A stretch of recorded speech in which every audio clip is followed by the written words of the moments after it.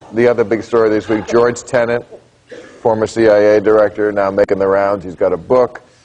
You know, I saw the picture of them in the paper from 2003 when Colin Powell was at the UN holding up that vial and saying, this is Saddam Hussein's bad chemical stuff, and Tenet sat right behind him. I always defended Powell for staying in the administration as long as he did. I said, you know what? Better to have one sane guy in the room than none.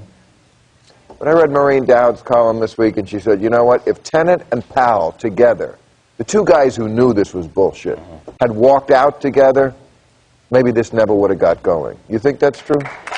Recently, when President Ford died, there was a lot of revisionist discussion about his pardoning of Richard Nixon.